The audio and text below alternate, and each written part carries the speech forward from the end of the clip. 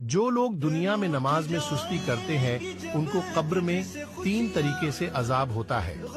आइए जानते हैं कब्र के 3 अजाब कौन से हैं। नंबर 1, उस पर कब्र इतनी तंग हो जाती है कि पसलियां एक दूसरे में घुस जाती हैं।